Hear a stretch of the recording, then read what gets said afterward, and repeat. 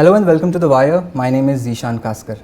Today in this episode of Bookshuk, we will discuss about a book which has come out of Afghanistan. So on 15th August 2021, when the news broke about the fall of Ashraf Ghani regime and subsequent takeover of the Taliban, all of us Indian reporters looked towards our fellow colleagues and friends in the Tolo news network.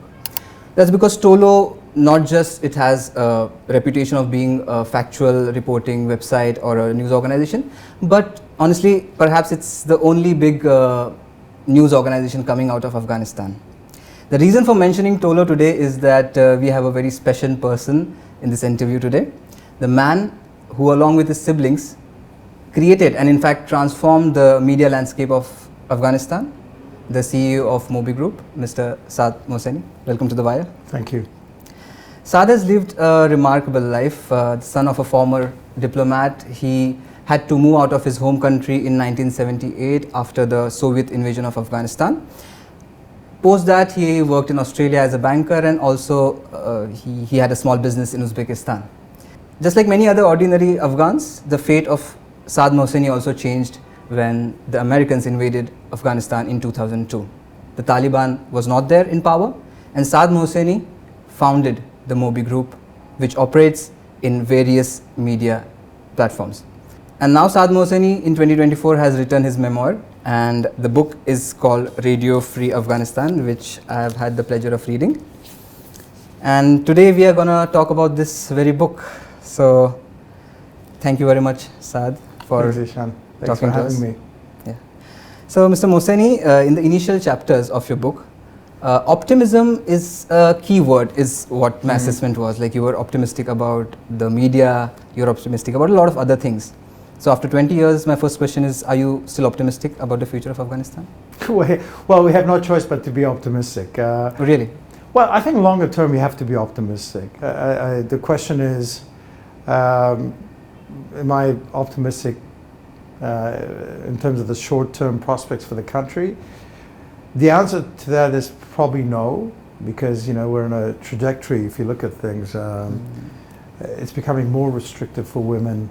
The Afghan economy continues to suffer, especially now that you read the pronouncements from Donald Trump and his administration. They're going to reduce aid. Aid has been suspended, but even if it restarts, it'll be reduced, which is probably the best case scenario. Yeah. So it's probably there are no grounds to be optimistic. However, what's important about Afghanistan, you'll read in the book, is that you'll see a glimpse of how much the country did change from 2001 till 2021. Population of 40 million people, median age is 18. The population of the country essentially doubled from 2001 till today. And this younger population has a completely different outlook on life. I was going to ask this question a bit later, but because you mentioned the Western approach to Afghanistan, and also I read in the book that you find so many grey areas. You say there are so many grey areas in Taliban, but with the news, and especially you say that the younger lot, as you mentioned right now, the younger lot is more, you're optimistic about them. But how do you look at the Western media's coverage? Because you rightly mentioned that they paint Afghanistan as black and white and there's no grey area. But in these circumstances, do you really feel we can look at Taliban through like a, from a relatively neutral point of view? Well, I think the situation on the ground is always more nuanced than how it's seen from the outside. For example, the Taliban. One could argue that there's less corruption now than there was pre-2021. One could argue that the place is safer. I mean, obviously, because the Taliban were doing the fighting and the Americans have left, so there's not much fighting. So it's safer for most Afghans. They can travel between the country.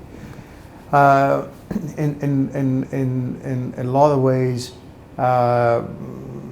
the government seems a little more responsive than the previous government because it's one group and they don't have to particularly. So you feel the Western world should do more to connect with Afghanistan and Taliban? It should, but obviously the West, there's not much interest in Afghanistan. Like, by the way, I mean, I want to say some positive things in terms of what's going on, but of course, the flip side is that girls can't go to school, that the government is not inclusive, most people feel excluded, the economy has suffered. So that's the flip side, which gets coverage in the Western media. But I'm just saying that also there are other aspects of life in Afghanistan that most people are not familiar with. But the problem is that, and I mentioned this in the book, that in the early years, there would be not 10 or 20 foreign journalists, there'd be hundreds of foreign journalists in 2001, 2002, 2003, covering the Afghan story. And essentially writing the same thing? Well, essentially writing the same thing about we have liberated women, Afghanistan is a different place, the Taliban are gone. But now there's only a handful of Western journalists in Afghanistan. Because there's not much interest, and Western audiences probably have had enough of Afghanistan in some ways. But also the Taliban are making it difficult for people to travel to the country. They're not issuing journalist visas, and it makes it a bit difficult for them to gain access to the country. So as a result, you're not getting the full story. Sometimes you do. I mean, the New York Times had this interesting story about the number of tourists who are visiting Afghanistan, and especially Chinese tourists and Chinese vloggers and influencers. Even vloggers from Europe and USA. Personally I see a lot of videos from Afghanistan, and one of a famous vlogger, I don't remember his name, he said Afghanistan is the most underrated place and it's one of the safest places, he said. Yeah, it's safe. I mean, I think that's probably true. And they can travel between cities and get to see things that a lot of people could not see when the fighting was there was fighting in Afghanistan, because they didn't have access to it and security didn't allow for them to travel freely. But now these people have an opportunity to see Afghanistan for what it is. So again, it's a lot more nuanced. I mean, I wish there was more interest from Western and Eastern audiences. I wish that there would be Indian journalists traveling through Afghanistan reporting on things. Afghanistan and India, there's a connection there that goes back, many generations, and we have to, people like you and I have to rekindle that. Definitely. That relationship. Of course, inshallah. So I remember reading, I don't remember the exact year, but it was somewhere between 2002, 3, 4 when you were setting up the news organization, and you had, I remember this instance where you called referred to the people at Akbar Hill as zombies. And you basically, I'll give the context for the viewers, because you were saying that you were not confident of Afghan future, especially about how they would receive the media. You think you were proven wrong? Well, I was optimistic even then. One of my friends always jokes that he thinks I'm the most optimistic person in the world, because even then, I described the people in the way that they were just walking up this hill in a sort of a zombie-like state, with no expressions on their faces. This was soon after the liberation of Afghanistan in 2002. But I felt that it's a young country. At that time, the median age was 17. Let's see how they react to music. Let's see how they react to entertainment. Let's see how they react to news reports, genuinely free news reports. And it was new for all the Afghans, because there was no media, as far as I think. Well, there was music before the Taliban, and there was media before the Taliban, but very limited. There was a state broadcaster, both on television and radio, but there was no free media. Right.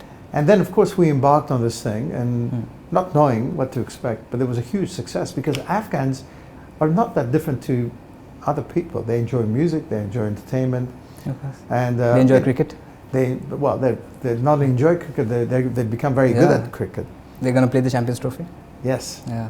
And but early on we looked at India for inspiration. We had a lot of Indian music on our radio stations, and then when we set up the TV station, the first series, which was a huge success, was Kyunki Saaz Bahi from Star TV, that transformed the entire media landscape in the country. It captivated an entire country. Every night, people would tune in and watch Kyunki Saaz Bahi. And then we had other Indian soap operas and drama series. So this is not part of my question, but just because we are talking about it. So you, in this media organization they were trying to build, you had things from India, you had things from Turkey, and so you were getting like things of entertainment from around the world and giving it to the Afghan people? Yes. Was that your idea? Yeah. Yeah. I think we launched Kyunki Saaz Bahi in 2005. Mm. We dubbed it into Dari, which is our dialect of Persian, and Pashto. And it was a massive hit. And music, of course, Afghans have always loved Indian music, South Asian music, Bollywood music, and they've been exposed to Indian entertainment. So it was a no-brainer to take Indian content. Yeah. Just now you mentioned that the corruption may be low in the Taliban years. So I just want to take back to the corruption years. So much has been in the Western media. When you put on even Al Jazeera, you see a lot of reports about corruption during the formative years of the first Afghan government in 2002. Yes. So I just want you to reflect a bit on the corruption and why Western intervention, failed in a way. Well, that's a complicated question. It's difficult to answer it in a few minutes. But I think the long and short of it was that I think there was a rush. I mean, democracy is not just about voting. Democracy is about civil society. It's about free press. It's about educating people, people taking ownership of issues. You can't just rush a country into like voting without all the rest of it. And I think so. I think there was a mistake in terms of rushing to allow people to vote. It's good for people to vote, but there also has to be transparency. Media organizations need to be able to report on things. There's going to be accountability. So you need to have the judiciary that functions well. You need the checks and balances of parliament. So the legislature needs to function and operate well.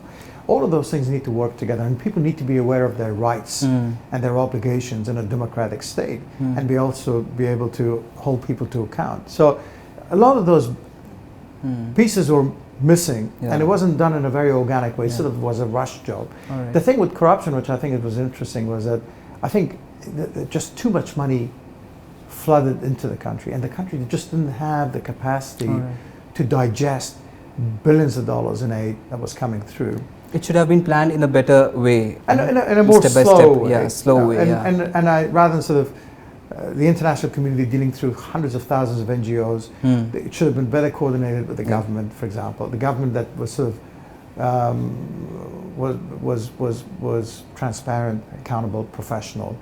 We lacked the professionalism within our own government because there was not much capacity there.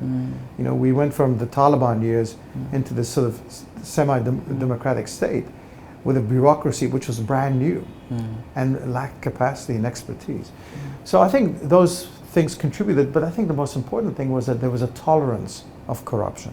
So the international community, which was funding most of these projects, were well aware of the corruption that existed within the state, and they turned a blind eye to it.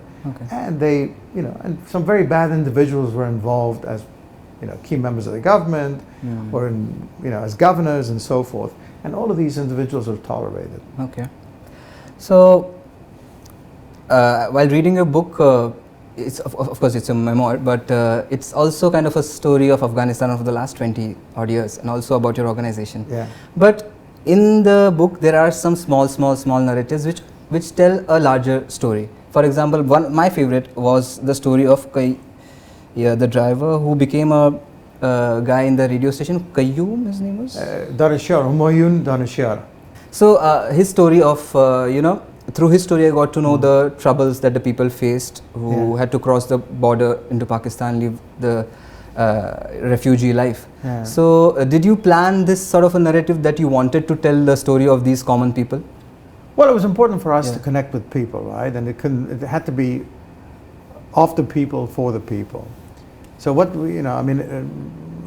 so many of these characters, and you'll read about them in the book, we stumble upon these ideas and these individuals. What we did was we empowered them.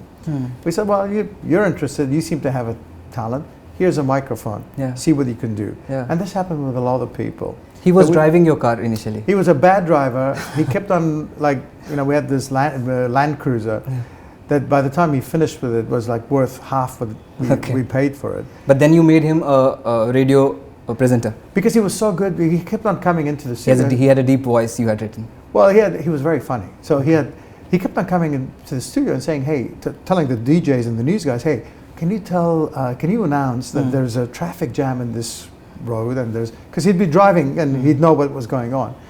And then we said to him, well, why don't you say these things in front of a microphone, not knowing how he's going to perform. And then once, and we realized that the guy was just pure talent. So then he would present the morning program where people would call in with their problems, and he was very natural. And he had a great sense of humor. He was very likable. People could connect with him. But he spoke for the people. And then he would call ministers and say, hey, we've heard this allegation. Is this true or not? And the minister would need to respond. But he also talked about, where the mayor's office was failing the people and all that. So he's one of the characters that I've covered in the book. I mean, I've told the story of the media operation through the experience of these different characters, juxtaposed with what was going on politically, in terms of the country overall. So we haven't really spoken about the Taliban, and I want to phrase this question like, you keep talking about the red line which is there while dealing with Taliban. So how do you, and you only state that this red line keeps changing. I just want to quote you, when the Taliban banned women, you have written, in an effort to counterbalance some of the closures of other workplaces in the city, we had more women working for us now than prior to the withdrawal. But would sending a woman to report the story be seen as a provocation? So how do you manage to work in this sort of a hostile environment? It's not easy. It's not easy. I mean, I think one of the key things about working in a place like Afghanistan is that you have to trust and empower your people on the ground. So our news editors, our producers, our managers on the ground ultimately make the final decision in terms of, they have the final say in terms of what stories we do. So our news operation has more women today than we did in 2021. Outstanding. So they report on issues from around the country, they present shows from inside the studio, they read the news, they produce, they're in front of the camera, behind the camera, and so forth. Now, there are limitations. They have to cover they wear a surgical mask to cover their faces, but nonetheless, they're very courageous. I mean, they go about their jobs just as enthusiastically as they did before, and even more enthusiastically than their male counterparts. The problem for us is that we're not sure for how long, because as I mentioned, the trend is not good. That there is a likelihood that they will ban women outright from working for anyone. Anything, okay. But for now, at least, women can work even for the government. Women work for the government, they work for private organizations, they work for the media. I mean, it's in a place like Afghanistan, a young population like ours, where women can play such a positive role in society. It's heartbreaking to see these attempts to silence Afghan women. I think you are a very optimistic person. Despite the ban, you are still continuing with Tolo. I just want to know what kind of programming you had to shut down. I mean, I have read about it, but so that your viewers get an idea that the kind of control there is in Afghanistan. Well, for example, we had to cancel all our drama series. All right. Indian, Turkish, whatever, right? But Turkish dramas are based on some Islamic stories as well. Even then. Even then. Because they have women characters, so no drama series. But we have chat shows, we have town hall meetings, we have game shows, we have cooking programs, travel programs. We have but drama series, no more. No more music. Okay. So no music. No music at all. No music at all. Okay. Not Qawwali, not Islamic, not classical, nothing. Okay. Nothing. So music and soap operas. These are the two big sacrifices. But people, I mean, Afghans love music. I mean, but this is the situation we're in, and these are the laws which were passed by the Taliban regime, and we have to abide by them. Just a couple of last questions before we end this interview. Sir, one is that what do you feel about India's relations with Taliban? Do you feel that in the future you see positivity in the relations? The Indian government engages with the Taliban regime, and this is understandable because I think India continues to assist Afghanistan. They provide aid and assistance and so forth. So they need to engage with someone in order to be able to get the aid into Afghanistan. But I think also it's important for the Indian government, as it is for the Americans and the Europeans and others, when it comes to issues like terrorism, countering terrorism, refugees, regional instability, for them to engage with the Taliban, to be able to coordinate some of their efforts. And I think India also has a strategic interest in terms of stability in the region, because it's going to impact India's security. So I think for that reason the Indians are engaged. You know, you have an embassy in Kabul, there are Indian diplomats operating in Kabul. The sad thing is that the Indians are not allowing Afghans, they're not issuing Afghans with visas. And you know, for decades and decades, Afghans have come to India to study, to... We have a vibrant Afghan culture in Delhi, yes, in parts of Lajpat Nagar. Yeah, but they want to come. They want to come here. It's a sad state. I have reported. They want to have, you know, health checkups. They want to become, you know, they want to go to Taj Mahal and visit. They want to send their kids to. They can't have a formal education in India. No. It's so for the last 3 years, 3.5 years, that has stopped, and it's a pity. And we call on the Indian government to change that policy. Finally, you still believe in having a media despite the Taliban having so many restrictions, and I see Tolo even today, it's garnering many views, at least the news television. Yeah. So are you hopeful that things would change? Are you optimistic about staying in this country in the media for long? Well, I think in the short term it's going to be challenging. We're committed to, you know, to serving the Afghan nation, providing them with what they want to see, and in particular in terms of news, for as long as possible. So, you know, we're persistent, and we're stubborn in some ways, but we have to take it one day at a time. We're not sure exactly what tomorrow holds for us, and I think you know, it's one of those situations where you have to reassess on a daily basis. But either way, I think we will have some sort of presence. But you are one of those people who's urging the international people to at least talk to the Taliban. Well, I think the international community needs to engage with the nation, with the country, with its people. And, you know, the country is in dire, when you look at the humanitarian situation, it's pretty dire. Half the country doesn't have food security. 2-3 million people are on the verge of starvation. Climate change, dire economic situation, all of these things have contributed to the difficulties the Afghan nation faces. But in order for the world to help, they need to be engaged with the Taliban to be able to distribute food, to get food into the country, to get assistance into the country. So engagement is important for that reason. Recognition is another thing. I mean, I think recognition should come when there is an inclusive government in Kabul, when women can return to the workplace in full, when girls can go back to school. So a whole series of things that should lead to recognition. But engagement for now means that the Afghan population is not forgotten. Right.